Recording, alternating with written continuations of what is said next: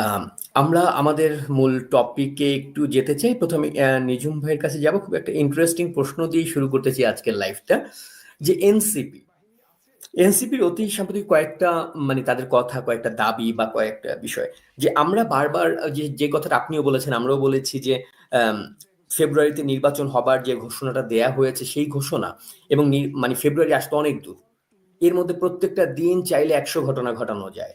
তো যারা ফেব্রুয়ারিতে নির্বাচন আশা করছিল কিংবা খুব অন্ধভাবে বিশ্বাস করে ফেলেছিল, তো এই যে এনসিপি, কিংস পার্টি যেটা, এনসিপি এখন বলছে তারা শাপলা না পেলে নির্বাচন করবে না। জুলাই সনদ যদি সংবিধানের উপরে প্রতিষ্ঠা করা না যায় আইনগতভাবে, তাহলে তারা মানে নির্বাচনে যাবে না। মানে এই যে তারা বিভিন্ন ধরনের কথা বলছে এবং তাদের যে এই আওয়াজগুলো, সেই আওয়াজগুলোর মাঝখানে জামায়াতের সঙ্গে আবার একটু ঠুনকো খোঁচাখুচি টাইপের একটা রসায়নও আমরা দেখলাম তাদের। যদিও তাদের সম্পর্ক পিতা পুত্রের, যেটা জামাত নিজে আবার দুদিন আগেও বললে, নাকি জামাতের নেতারা বলেছে নাহিদ আমাদের সৃষ্টি, আমরা ট্রেন করেছি, এটা এগুলো বলেছে তারা। তো এবার জামাত বলেছে যে বাপের সঙ্গে পাঙ্গা নিতে আইসো না। তো এই যে বাবা ছেলের যে পরিকল্পনা, আগামীর রাজনীতি, আগামী নির্বাচন, কি ভাবছেন আপনি? আপনাকে অনেক ধন্যবাদ। আম, আমি আপনাকে প্রথমে যে জিনিসটা আমার মাথার মধ্যে লাগলো সেটা হচ্ছে এনসিপির বিভিন্ন দাবি দেওয়ার ব্যাপার এবং ফেব্রুয়ারি ইলেকশন। আমার কাছে মনে হয় যে প্রথমত যে এনসিপির এখন পর্যন্ত কোনো রেজিস্ট্রেশন দল হিসেবে হয়নি। ফলে এটিকে শুরু থেকে আমি যেভাবে বলে আসছি বা একটি দল হিসেবে এটাকে মোড়ক দেওয়ার যে চেষ্টা, আমি তো বারবারই বলে এসেছি এর একটি জঙ্গি দল। যারা আপনার ৫ই অগাস্টে গণভবনে হামলা চালিয়ে জুতা চুরি করেছিল, ছাগল চুরি করেছিল। এই যে আমি আপনাদেরকে যখন এটা বলি তখন অনেকে বলে যে আচ্ছা শুধু ছাগল চুরি করেছিল, এখানে কোনো বিপ্লব হয়নি, আপনি শুধু ছাগল চুরিটাই দেখলেন। লক্ষ্য করে দেখেন এই এনসিপির অন্যতম এক নেতা নাসিরউদ্দিন পাটোয়ারি সে কিন্তু ছাগল চুরি করে ধরাও পড়লো এবং জাতীয় কয়েকটা গণমাধ্যমে এসে আপনার আসিফ নজরুলের ছাগলটা চুরি করেছে এবং সিসিটিভি ক্যামেরাতেও আপনার ধরা পড়েছে। এই যে এদেরকে আমি ছাগল চোর বলেছি, জঙ্গি দল বলেছি, আপনারা তো এগুলো প্রথমে অনেকে নিতে চান নাই। তো আমার মূল পয়েন্টটা যেটা বলার আছে যে এটি একটি জঙ্গি দল, এটি একটি আনরেজিস্টার্ড একটা ক্লাবের মতো, যারা আসলে ইউনুসের ভাষ্য অনুযায়ী বা আপনার শফিকের ভাষ্য অনুযায়ী একটা প্রেশার গ্রুপ হিসেবে কাজ করে, যাদের কাজ হচ্ছে যে তারা রাস্তায় নেমে কোনো একটা ঘটনার বিরুদ্ধে বলা শুরু করবে। ওরা যখন একটু বলে লোকজন জমায়েত করতে পারবে, যেমন বান্দর নাচের সময় আপনি যেটা দেখেন, বান্দরকে দিয়ে অনেকক্ষণ নাচায়। নাচানোর একটা কারণ হচ্ছে যে যাতে আশেপাশে মানুষজন জড়ো হতে পারে, জড়ো হওয়ার পরে জাদুকর খেলা দেখানো শুরু করে।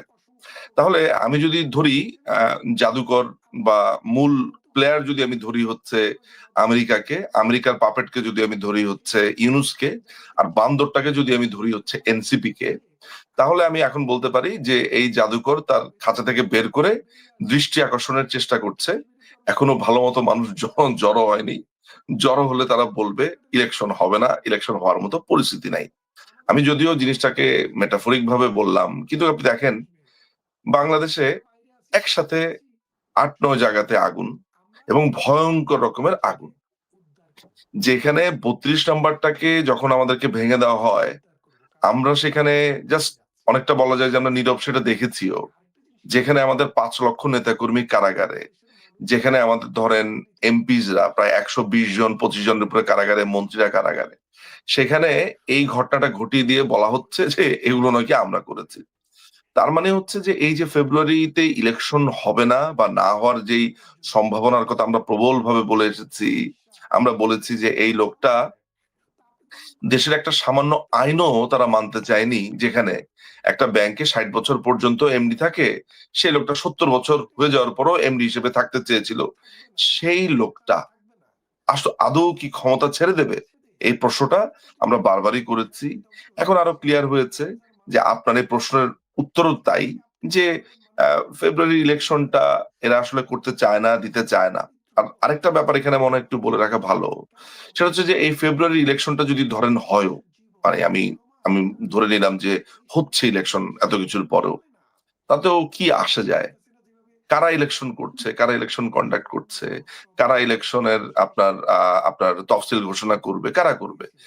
বাংলাদেশের সংবিধানে তো আমি বলতে আমি মনে হয় বৃদ্ধ হয়ে যাচ্ছি যে এদের তো কোনো সাংবিধানিক কোনো অস্তিত্ব নাই। সুতরাং বাংলাদেশ আওয়ামী লীগকে ছাড়া এই অবৈধ সরকার যদি কোনোদিন ইলেকশন করে, অর্থাৎ এই দুটো জিনিস এখানে আমি বলেছি, এক অবৈধ অর্থাৎ এরা কোনো ইলেকশন কন্ডাক্ট করতে পারবে না, নাম্বার ওয়ান। নাম্বার টু, যে ইলেকশনটা সর্বজন গ্রহণযোগ্য হবে সেইটাও আওয়ামী লীগকে ইনক্লুড করেই তারপরে ইলেকশন করতে হবে। আপনি জানেন যে এটি নিয়ে এখন কথাবার্তা উঠছে। আর শেষের যেই অংশটা আপনি বললেন যে জুলাই সনদকে সংবিধানের উপর স্থান দিতে হবে, এটা নিয়ে অনেক কথা বলেছি। এটা নিয়ে এটি একটি হাস্যকর প্রচেষ্টা ছাড়া আর কিছুই না।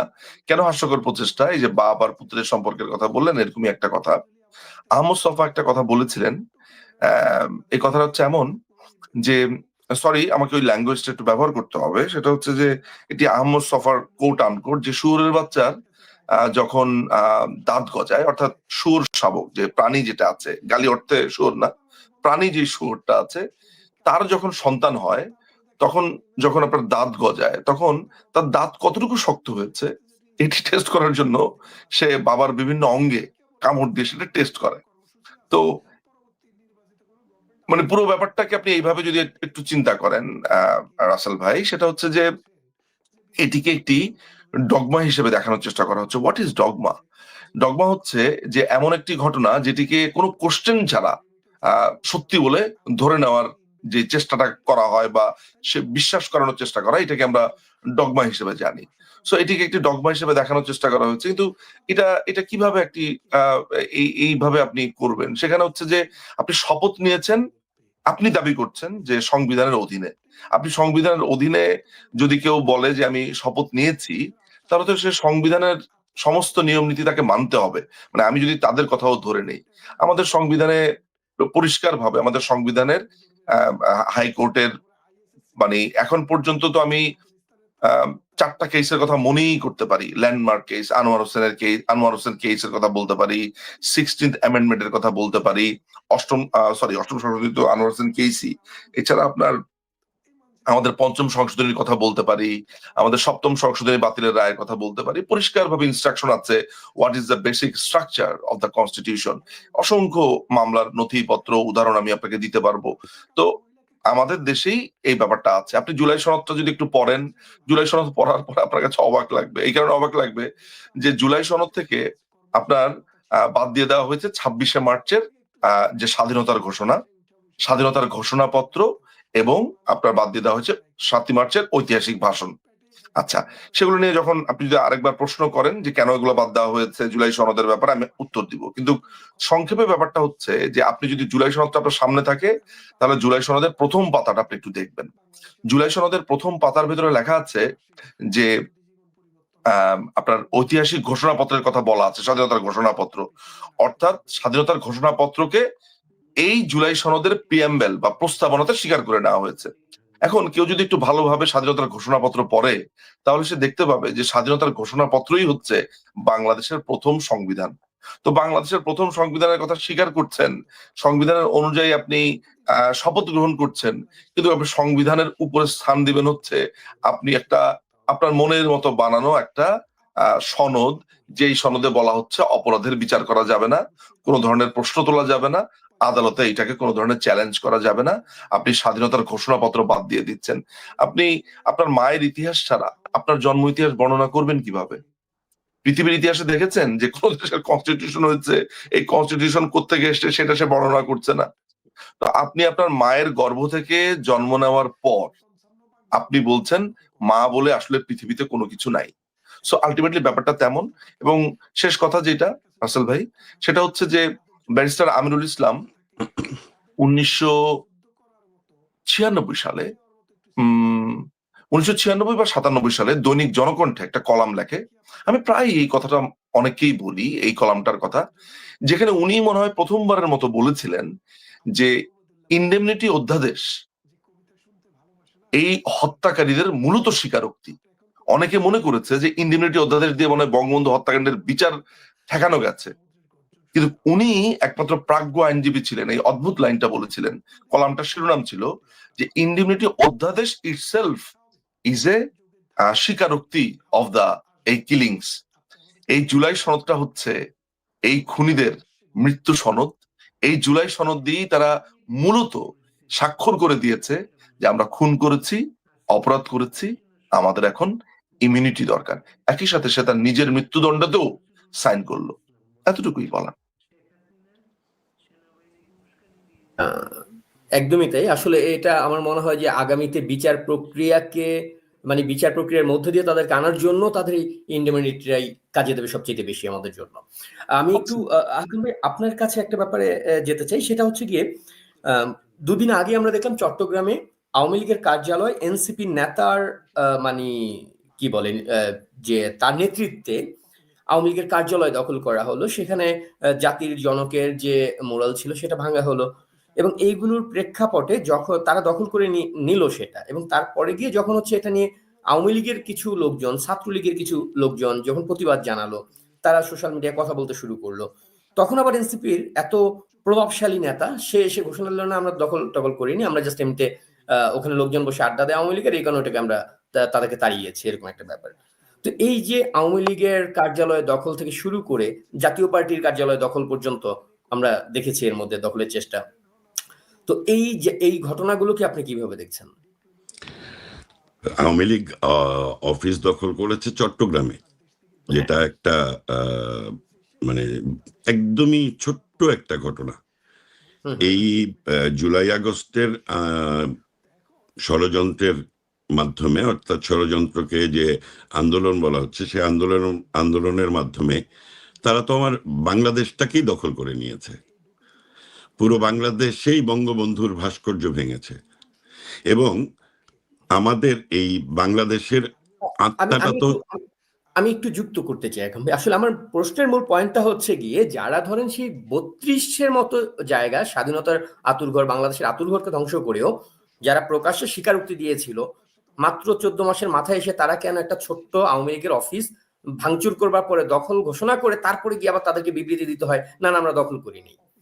আমি একটু বলি,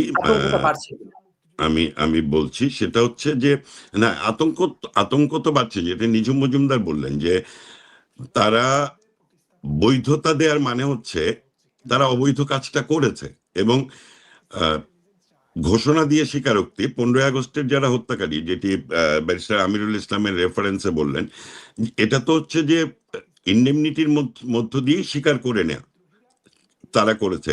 কিন্তু আমরা তো খুনিদের বিভিন্ন মাধ্যমে, ইলেকট্রনিক, প্রিন্ট মিডিয়াতে তাদের সাক্ষাৎকার দেখেছি। তারা স্পষ্ট করে বলেছে যে আমরা খুনটা করেছি এবং কেন করেছে সেটার ব্যাখ্যাও তারা দেবার চেষ্টা করেছে স্বঘোষিত। ঠিক একইভাবে জুলাই আন্দোলনের যে সকল বলেন যে বাছুর, নিঝুম মজুমদার, এই যে বাছুর সমন্বয়করা, এরা তো নিজেরা বলেছে, ফেসবুকে গর্বের সঙ্গে লিখেছে যে বিটিভি ভবন কে ভেঙেছে, কিভাবে পুড়িয়েছে, মেট্রো রেল তারা কিভাবে ভেঙেছে, কিভাবে পুড়িয়েছে, ৩২ নম্বর তারা কিভাবে ভেঙেছে, কিভাবে পুড়িয়েছে। এইটা হচ্ছে গিয়ে, এবং এই পুরো ঘটনাটা আত্মস্বীকৃত। এবং জুলাই সনদ যেদিন ঘোষণা করা হয়, সেদিন যে জুলাই আন্দোলনে যারা গিয়েছিল তাদের অনেকের ইন্টারভিউ কিন্তু সোশ্যাল মিডিয়াতে ভাইরাল হয়েছে, যে আজকে যদি আমাদের এই পুরো আন্দোলনকে ইন্ডেমনিটি না দেওয়া হয়, অর্থাৎ জুলাই সনদের যদি আইনি ভিত্তি না দাঁড় করানো হয়, তাহলে এরপরে তো এসে আমাদের বিচার করা হবে এবং আমাদেরকে ফাঁসি দিয়ে দেওয়া হবে। এখন যারা শেখ হাসিনাকে চেনেন তারা তো জানেন যে বঙ্গবন্ধুকে খুন করে যারা সারা বিশ্বে প্রভাবশালী দেশগুলোতে নিজেদের অবস্থান তৈরি করে, আন্তর্জাতিক চাপ সৃষ্টি করে বঙ্গবন্ধুর হত্যা বিচার যাতে না হয় সেটি চেষ্টা করেছিল, কিন্তু বঙ্গবন্ধু কন্যা শেখ হাসিনার হাত দিয়ে সেই ইন্ডেমনিটি বাতিল করে সেই হত্যাকারীদের বিচার হয়েছে এবং শেখ হাসিনা এখনো বেঁচে আছেন। সুতরাং জুলাই আগস্টের আন্দোলনের মধ্য দিয়ে যারা বাংলাদেশটাকে পুড়িয়ে দিল, সেই বাংলাদেশ পুড়িয়ে দেওয়ার নায়ক, খলনায়ক, উপনায়ক, অধিনায়ক, এদের প্রত্যেককেই বিচারের আওতায় তিনি আনবেন এবং এদের বিচার হবে, এটা তারা জানেন। কিন্তু এই কি বলে, বিশিষ্ট আইনজীবী নিঝুম মজুমদার, বর্তমানে তিনি দেশের পক্ষে অন্যতম যোদ্ধা, তিনি মানে খুব ভালো বলতে পারবেন বিষয়টা, যে তাদের যে কোনো ক্রিমিনালের আইনি লড়াইটা লড়বার জন্য তাদের একটা ভিত্তি দাঁড় করানো হয়। সেই ভিত্তিটা যতই ভঙ্গুর হোক না কেন, যতটাই দুর্বল হোক না কেন, তারা একটি ভিত্তি দাঁড় করায়। 75-এর 15ই আগস্টের ইন্ডেমনিটি, 2002-এ অপারেশন ক্লিন হার্টের ইন্ডেমনিটি, এবং 24-এ এসে কিন্তু দুইটা ইন্ডেমনিটি ঘটলো। একটা হচ্ছে 8 আগস্ট পর্যন্ত যা ঘটেছে তার কোনো বিচার হবে না, আর এরপরে জুলাই সনদের মধ্য দিয়ে পুরো আন্দোলন প্রক্রিয়াটাকে বৈধতা দেওয়ার চেষ্টা করা হলো। আমি একটু আপনাকে বলি, রাসেল নিচু আছেন, আমাকে জাস্ট 2 মিনিট সময় দিবেন। সেটা হচ্ছে যে আপনার আজকের অনুষ্ঠানের শিরোনাম হচ্ছে আজ আর কত জ্বলবে বাংলাদেশ। বাংলাদেশ আর কত জ্বলবে মানে বাংলাদেশ যে জ্বলছে, এই আগুনকে মুক্তিযুদ্ধের নেতৃত্ব দানকারী দল আওয়ামী লীগ মাঠে নেমে যতক্ষণ পর্যন্ত এই আগুন না নেভাবে ততক্ষণ পর্যন্ত জ্বলতেই থাকবে। এই জ্বলা শুরু হয়েছে জুলাই আগস্টের আন্দোলনের মধ্য দিয়ে, যা সমকালীন দৃশ্যমান, কিন্তু এই আগুন জ্বালানো শুরু হয়েছিল কিন্তু 75-এর 15ই আগস্টে। এই আগুন জ্বালিয়েছিল কিন্তু 2004-এর 21শে আগস্টে। 21শে আগস্টের মতো অসংখ্য ঘটনা ঘটেছে। শেখ হাসিনার জনসভায় চট্টগ্রামের ইয়েতে কি বলে আমাদের লাল দিঘির ময়দান, সেখানে ওপেন ফায়ার করে 24 জন আওয়ামী লীগের নেতাকে গুলি করে মেরে ফেলেছিল। সেই দিনও কিন্তু মানব বর্ম তৈরি করে শেখ হাসিনাকে বাঁচিয়েছিল আওয়ামী লীগের নেতা কর্মীরা। 21শে আগস্টেও কিন্তু 24 জন আওয়ামী লীগের নেতা কর্মী শহীদ হয়েছে। আইবি রহমান 1989 সালে 32 নম্বরে গুলি করলো ফ্রিডম পার্টির ওরা। Freedom party.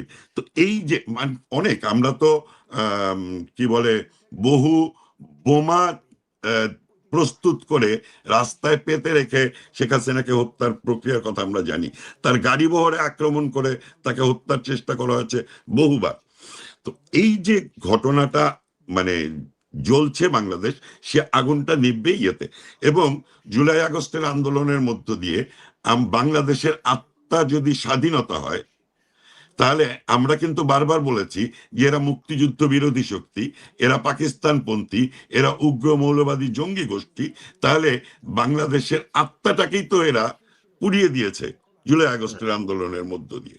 এরা একটা বৈধ নির্বাচিত সরকার, যেই সরকার দেশকে বিশ্বের বুকে মাথা উঁচু করে দাঁড় করিয়েছিল প্রত্যেকটা ক্ষেত্রে শেখ হাসিনার নেতৃত্বে মানব সূচকের মানদণ্ডে, সেই বাংলাদেশ সেই বৈধতাকে কিন্তু তারা একটি অবৈধ আন্দোলনের মধ্য দিয়ে এবং অবৈধ ইউনূস সরকারের শপথ গ্রহণের মধ্য দিয়ে কিন্তু বৈধতাকে পুড়িয়ে দিয়েছে। তারা ন্যায় বিচারকে পুড়িয়ে দিয়েছে, বিচার ব্যবস্থাকে আগুন লাগিয়ে, প্রধান বিচারপতিকে মব দিয়ে তারা পুড়িয়ে দিয়েছে। এরকম মানে আপনার সঙ্গে আলোচনার আরো বিষয়, যেমন সংবিধান তারা পুড়িয়ে দিয়েছে জুলাই সনদ দিয়ে। কিন্তু আসলে আমি আপনার কাছে আবার একটু আসছি।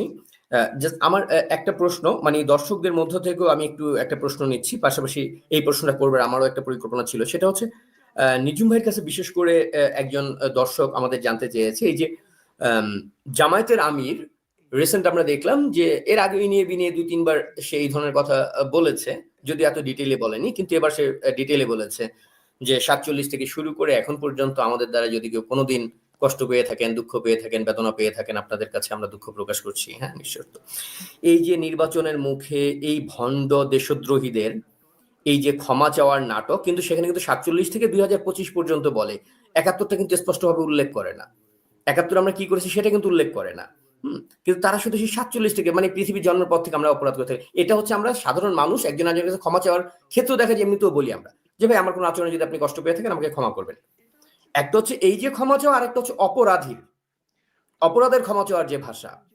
তো জামায়াতের এই রাজনীতিটাকে কিভাবে দেখছেন, বা এটাকে আপনি কিভাবে বিশ্লেষণ করবেন আপনার দিক থেকে?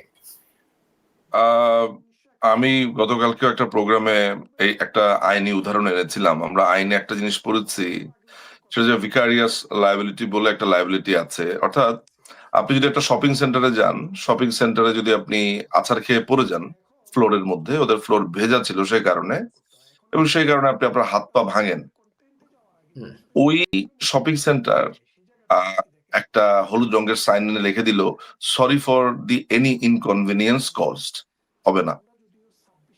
ওদের ওই দায়িত্বটা নিতে হবে যে আপনি ওদের ফ্লোরে আছাড় খেয়ে আপনার পা ভেঙেছেন, হুম। ক্ষতিপূরণ এবং অন্যান্য ব্যাপার তাকে এটা নিতে হবে।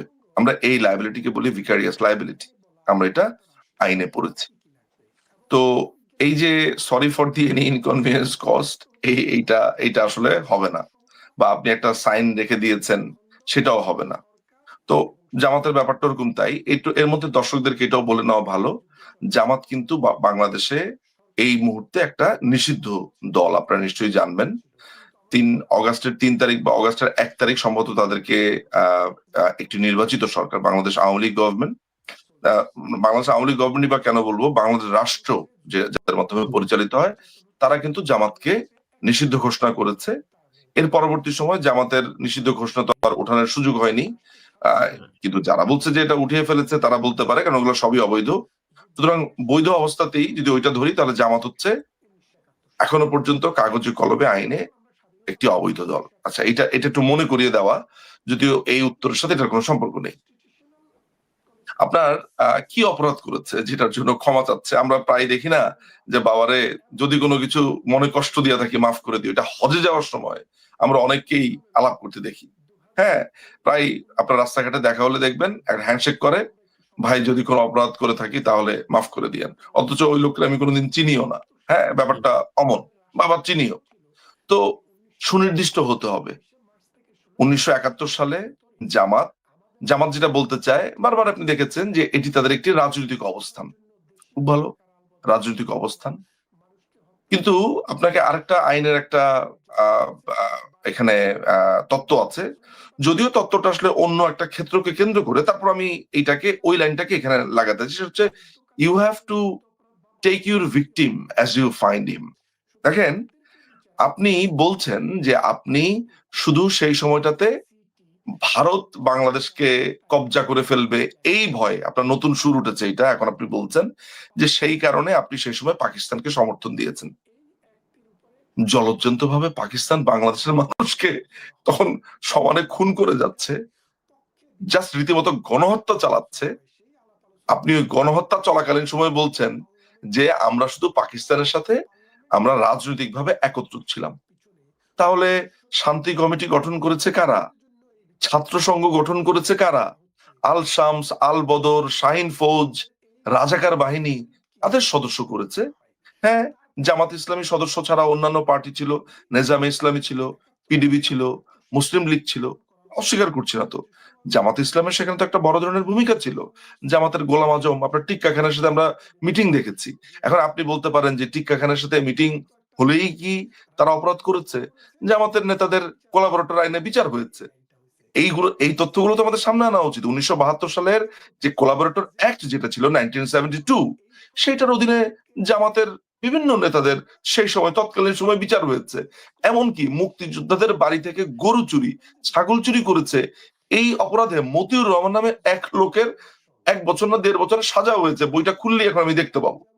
বুঝতে পারছেন ব্যাপারটা? সুতরাং জামাত এইটা বলে এড়ানোর কোনো সুযোগ নাই যে মুক্তিযুদ্ধে আমরা শুধু পাকিস্তানের সাথে রাজনৈতিকভাবে একাত্ম ছিলাম। হ্যাঁ? এখন ব্যাপারটা কি দাঁড়ালো? যে একটা দেশ আমার উপরে গণহত্যা চালাচ্ছে। আমি তার সাথে এইড করলাম, অ্যাবেইট করলাম এবং শুধু তাই না, তাদের সহকারী ফোর্স হিসেবে আমি কি করলাম? আমি আল শামস, আল আল বদর, এই যে আমরা যারা প্রোফাইল পিকচার লাল করেছে, এই লাল বদর আসলো কোত্থেকে? ওই আল বদর থেকে এসেছে, তাই তো? লাল বদরের আল বদরের সেই স্মৃতি থেকে তো আমরা এদেরকে লাল বদর বলি। তো আল্টিমেটলি ঘটনা যেটা হচ্ছে যে এই লায়াবিলিটি তারা যে অমিট করতে চায়, তারা যে শিফট করতে চায়, হ্যাঁ? এটা তারা পারবে না। মানুষজন তাদেরকে প্রশ্ন করুক না যে আপনি সবার কাছে এরকম মাফ চাচ্ছেন কেন হজে যাওয়ার আগে? আপনি কি হজে যাচ্ছেন? মানে আপনার যাত্রা কোথায় যে আপনি এরকম সবার কাছে মাফ চাচ্ছেন? সুতরাং সুনির্দিষ্ট হতে হবে এবং সেটা বাংলাদেশের আইনের মধ্যে স্পষ্ট আছে। জামাতের বিচার শুরু হয়েছিল, জামাতের বিভিন্ন নেতাদের বিচার শুরু হয়েছিল আন্তর্জাতিক অপরাধ আদালতে। তো সেই বিচারকে তো সম্পূর্ণ বা ট্রাইব্যুনালটাকে কমপ্লিটলি নস্যাৎ করে এটি একটি তাজুলের ট্রাইব্যুনাল বানানো হয়েছে। সুতরাং আমার উত্তর হচ্ছে এইটা যে you can not or you are not able কিংবা you should not omit your responsibility or আপনার কোনোভাবে আপনার রেসপন্সিবিলিটি থেকে আপনি ডিরাইভ করে আপনি বলার চেষ্টা করবেন আমি কিছু করি নাই, সেটা হবে না। বাংলাদেশের আইনেই এটা বিচার হবে এবং এটা হতেই হবে আসলে বাংলাদেশের স্বাধীনতা রক্ষা করবার জন্য। আমি একটু নিজু ভাই আপনাকে আরেকটু, আপনি যখন বললেন যে জামায়াতের এই যে তখন মানে ভারতের বিরুদ্ধে অবস্থান নিতে গিয়ে তারা এটা করেছে সেটা করেছে বলে এটাকে জায়েজ করবার চেষ্টা করে একরকম। তো এই সূত্রটা ধরে আমি একটু আরেকটা প্রশ্ন আপনাকে করতে চাই। গতকালকে আমাদের এখানে একটা অনুষ্ঠানে দাঁড়িয়ে অ্যাটর্নি জেনারেল এবং হচ্ছে পুলিশ কমিশনার তারা মানে তাদের বক্তব্যে বলছিল যে ভারত যদি বাংলাদেশের উপরে কোনো রকম প্রভাব খাটানোর চেষ্টা করে তাহলে আমরা সরাসরি যুদ্ধ ঘোষণা করব। এবং তারা সেখানে আরো একটা তাদের মানে ইচ্ছার কথা প্রকাশ করেছে যে যে হচ্ছে পুলিশ কমিশনার ছিল সে বলছিল, অ্যাটর্নি জেনারেল বলছিল এটা, যে আমি ৭১ মানে যুদ্ধ করবার বয়সী ছিলাম না, তারপর থেকে আমার স্বপ্ন বাংলাদেশের পক্ষে কোনোদিন যুদ্ধ করব। হ্যাঁ, তো সেই জন্য আমরা অপেক্ষায় আছি এবং আমরা প্রস্তুত ভারতের বিরুদ্ধে যুদ্ধ করার জন্য। এইটাকে কূটনৈতিক ভাবে আপনি কিভাবে দেখছেন, বা একজন পুলিশ কমিশনার এই বক্তব্যটাকে আপনি কিভাবে দেখছেন? আচ্ছা, প্রথমে আমি আপনাকে বলি আমার সংবিধানটা আছে, আমার আশেপাশেই আছে। সংবিধানটা দেখে আমি এক্স্যাক্টলি অনুচ্ছেদটা আপনাকে বলতে পারতাম।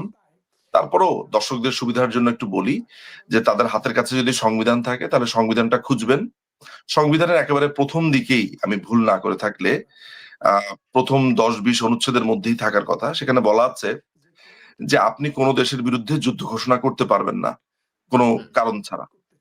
হ্যাঁ, যদি আপনি এমন, মানে এটার মূল কথা হচ্ছে যে আপনি এমন কোন বক্তব্য যদি প্রদান করেন, এটা হচ্ছে, সরি এখন আমার মনে পড়েছে, সেটি হচ্ছে বাক স্বাধীনতার যে অংশটা, অনুচ্ছেদ ৩৯। অনুচ্ছেদ ৩৯-এ বাক স্বাধীনতার কথাতে বলা আছে যে বাংলাদেশের নাগরিকদের বাক স্বাধীনতা থাকবে, সে তার মতামত প্রকাশ করতে পারবে। কিন্তু কথা থাকে যে তিনি যদি দেশে একটা গোলযোগ লাগানোর জন্য অন্য দেশের বিরুদ্ধে যুদ্ধ ঘোষণা বা এমন কোনো ঘটনা করেন যে ওই দেশের সাথে যুদ্ধ হওয়ার সম্ভাবনা থাকে, সেগুলো কিংবা কোনো পলিসি ক্ষেত্রে দেশে গোলযোগ তৈরি হওয়ার সম্ভাবনা থাকে, সেই ক্ষেত্রে তার এই বাক স্বাধীনতাটা বলবৎ থাকে না। আমাদের সংবিধান অনুযায়ী, আমাদের সংবিধানটাকেও যদি আমি আসলে কাউন্ট করি, তাহলে সংবিধান অনুযায়ীও আসলে সে অনেকটা যুদ্ধ ঘোষণা করছে, ১ নাম্বার। তো আপনার এই প্রশ্নটা শুনে আমার একটা শব্দ মনে পড়ে গেল, ডেজাভু। ডেজাভু হচ্ছে আগে যেন এই ধরনের ঘটনা কোথায় ঘটেছে। আমি একটি ভারতীয় চ্যানেলে, আমার মনে আছে, গিয়েছিলাম। সেখানে আমাকে তারা বলেছিল, সে সময় ঠিক একইভাবে প্রশ্ন করেছে যে তৎকালীন সময়ে যে আপনার এই উপদেষ্টা যে মাহফুজ আলম, সে বলেছিল যে বাংলাদেশের ম্যাপকে সে বৃদ্ধি করেছে ডান দিক থেকে, বাংলা বাংলা এই কলকাতা বা বাংলা অংশটা, বাংলা বিহার উড়িষ্যা বাংলাদেশের অংশ, এইভাবে সে একটা ম্যাপ বানিয়ে বলেছে যে এখন ভারতকে দখল করতে হবে, এই ধরনের কথা। তো ওই টকশোটাতে আমি তখন বলেছি যে এই যে, তারপরে কয়েকদিন আগে ওই ঘটনারই কয়েকদিন আগে আপনার আরেকজন আপনার অবসরপ্রাপ্ত এক সেনা কর্মকর্তা, তিনি বলেছিলেন যে ৪ দিনের মধ্যেই ভারতকে দখল করে নেওয়া হবে। কেমন? তো ওই ভারতীয় প্রোগ্রামের অনুষ্ঠানে যখন আমাকে এই প্রশ্নটা করা হয়, তখন আমি বলেছি যে এই ধরনের ঘটনা ঘটতে থাকলে ভারত কিন্তু তখন বাংলাদেশ আক্রমণের জন্য অগ্রসর হতে পারে। আমার এই কথাটাকে টুইস্ট করে তখন বানানো হলো যে আমি নাকি ভারতকে বলেছি বাংলাদেশ দখল করবার জন্য। আমি কিন্তু কখনো এই কথা বলিনি। আমি এইটা বলেছি যে এই যে ক্রমাগতভাবে একটা প্রতিবেশী রাষ্ট্রকে দখল করবে, তার পতাকা চেঞ্জ করে দিচ্ছে, এই ধরনের ঘটনা ঘটতে থাকলে তারা কিন্তু এই ধরনের স্টেপ নিতে পারে। ওই সময় আমাকে আপনার মতোই এই সঞ্চালক জিজ্ঞেস করেছিল যে একটি স্বাধীন দেশে কিভাবে ভারত অ্যাটাক করবে বা করবে। আমি বললাম যে ভারত অ্যাটাক করবে এই কথাটা তো ঠিক না। বলেছি যে এই ধরনের অবস্থা তৈরি হয়েছে। এখন আপনি আমাকে বলেন যে আপনার বিমানবন্দরে আগুন লেগেছে।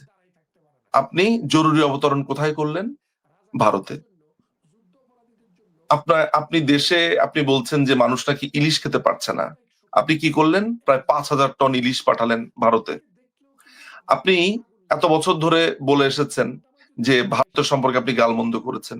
ভারত এখনো পর্যন্ত চাল না দিলে দেশে আপনি খেতে পারতেন না। ভারত যদি বাংলাদেশের সাথে ট্রেড গুলো বন্ধ করে দেয়, আপনার অবস্থা খারাপ হয়ে যাবে। আমি জানি না যে দুর্বিষহ হবে কিনা, কিন্তু আমি এইটা নিশ্চিত যে একটা বড় ধরনের ট্রাবলে বাংলাদেশের সাধারণ মানুষ পড়ে যাবে। আমি ওই যারা রাষ্ট্র ক্ষমতা দখল করেছে তাদের কথা আমি বাদই দিলাম।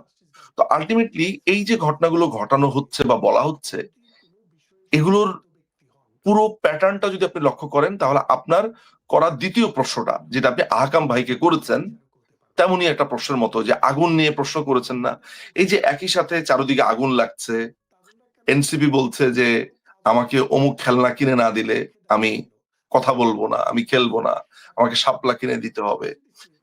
তারপরে বলা হচ্ছে যে এই ইলেকশন কমিশন এটা হচ্ছে আপনার নিউট্রাল না। এই যে নানান ধরনের কথা, প্লাস ভারতের সাথে এখন তারা যুদ্ধের জন্য প্রস্তুত। এই প্রত্যেকটা জিনিসই ইন্ডিকেট করে আমার ধারণা, সেটা হচ্ছে যে দেশে এমন কোনো একটা প্রবলেম আপনাকে ক্রিয়েট করতে চায়, যেটা ওই ইউনূসের কথাটাকেই আপনার রিফ্লেক্ট করে।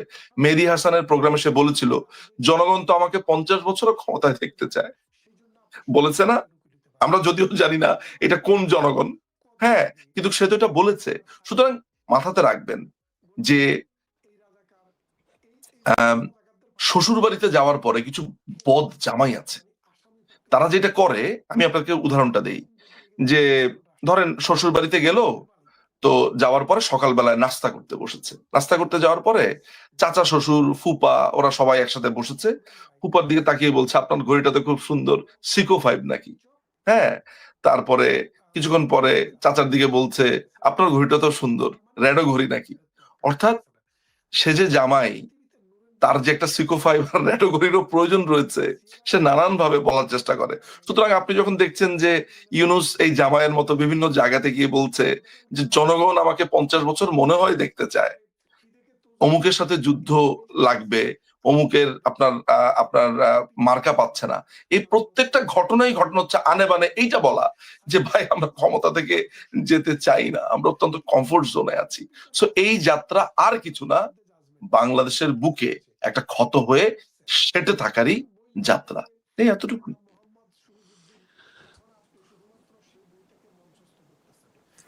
হ্যাঁ, আকরাম ভাই, আমি একটু আপনার কাছে হ্যাঁ অন্য একটা রাসেল, প্রশ্ন নিয়ে যেতে চাই আপনার কাছে। একটা মিনিট, আমি পরবর্তী প্রশ্নে যাওয়ার আগে নিচু মজুমদার যে কথাগুলো বললেন সেটার এক সূত্র ধরে জাস্ট একটু কথা বলতে চাই। সেটা হচ্ছে যে মাহফুজ যেটা বলেছিল যে বাংলাদেশের সীমানা বৃদ্ধি করবে, আপনাদের মনে আছে কিনা 2004-এ এনটিভিতে একটি সাক্ষাৎকার দিয়েছিল তারেক জিয়া। সে তারেক জিয়া যখন নাকি বাংলাদেশের পুরো সব কিছু তাদের উন্নয়ন কর্মকাণ্ড হয়ে গেছে, এখন তার স্বপ্ন কি, এরকম একটি প্রশ্ন করেন যখন, তিনি বলেছিলেন এখন আমি বাংলাদেশের সীমানা বৃদ্ধি করতে চাই।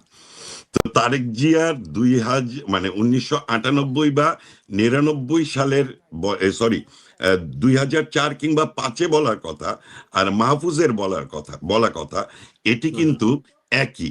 অর্থাৎ আরেকটি দেশের স্বাধীনতা এবং সার্বভৌমত্বকে তারা থ্রেট করছে, সরাসরি বাংলাদেশের সীমানা বৃদ্ধি করা যায়। এবং আপনাদের একটা মজার বিষয় বলি, যখন নাকি জিয়াউর রহমান ক্ষমতায় ছিল, বাংলাদেশে যখনই কোনো আন্দোলন গড়ে উঠতে যাইতো তখনই সে তালপট্টি নিয়ে কথা বলতো।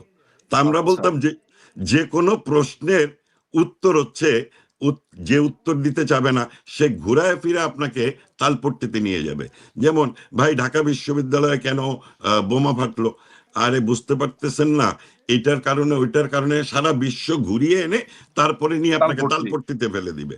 তো এই তালপট্টি যেহেতু ভারতের সাথে একটি বিদ্যমান সমস্যা ছিল, কিন্তু আপনি দেখেন শেখ হাসিনা কিন্তু এই জায়গাগুলো সমাধান করেছে। অর্থাৎ সীমানার, দুই দেশের সীমানার মাঝখানে যে ছিটমহল, সেই সমস্যার সমাধানও কিন্তু শেখ হাসিনা করেছেন। অর্থাৎ রাজনৈতিকভাবে আমাদের অধিকার আদায় তিনি করেছেন, সমুদ্র সীমা তিনি নির্ধারণ করেছেন। শুধু তাই না ভাই, আপনার বাংলাদেশ কিন্তু প্রায় কত বিঘা, 60 বিঘার মতো মনে হয় অনেক বড় একটা ল্যান্ড এক্সট্রা পেয়েছে। এবং এই তথ্যটা সবচেয়ে বড় ব্যাপার, পশ্চিমবঙ্গে যাওয়ার পরে পশ্চিমবঙ্গের অধিবাসীরা কিন্তু এইটার ব্যাপারে তাদের একটা অসন্তুষ্টি আছে যে ভারত এত জমি দিয়ে দিল, এক্সট্রা জমি দিয়ে দিল। এটা জাস্ট আপনাকে একটু সম্পূরক ভাবে আমি জানালাম যে বাংলাদেশ তার চাওয়ার অধিক পেয়েছে। পৃথিবীর ইতিহাসে কিন্তু ছিটমহলের সমস্যা এইভাবে এত দ্রুত সমাধান হয় না আসলে।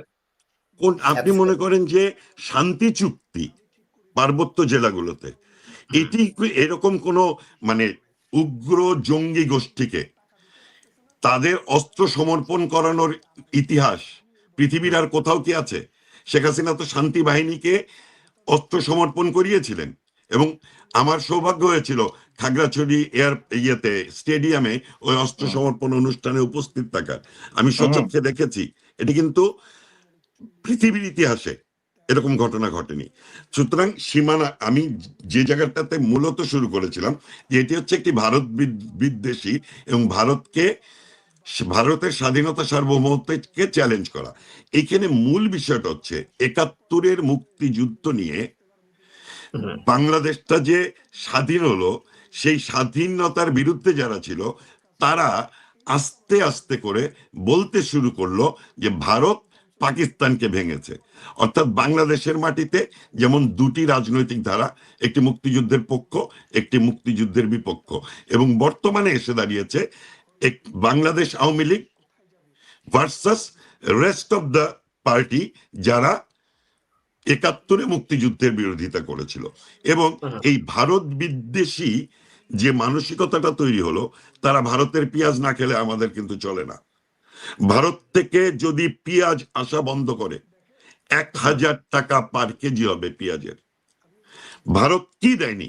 করোনার সময় যখন সারা বিশ্বে মানুষ মারা যাচ্ছে, শেখ হাসিনা মোদির সঙ্গে যোগাযোগ করে ভ্যাকসিন আনে, এবং সব পৃথিবীর সবচেয়ে কম পার্সেন্টেজ লোক মারা গেছে কিন্তু করোনার সময় বাংলাদেশে, খুব সামান্য ২৬,০০০, ১৮ কোটির দেশে।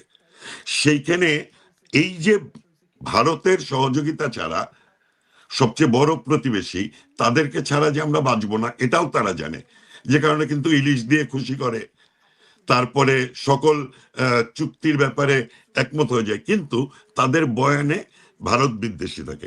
এখানে জামাত নেতার এই যে ৪৭ থেকে ক্ষমা চাওয়াটা, মজার ব্যাপার হচ্ছে ৪৭-এ পাকিস্তানের মানে ভারত বর্ষ ভেঙে পাকিস্তান আর ভারত যে হবে সেটির বিরোধিতা করেছিল কিন্তু জামাত। অর্থাৎ জামাত তাদের সব সময় শিকড়কে অস্বীকার করা একটি রাজনৈতিক দল। এই জামাত নেতা বলেছে যে এই জামাত নেতা কিন্তু বলেছে যে ৭১-এ মুক্তিযুদ্ধে গিয়েছিল শুধুমাত্র যারা দেশ সীমানা ত্যাগ করে ভারতে গিয়েছিল, শুধু তারাই মুক্তিযুদ্ধ করেছে।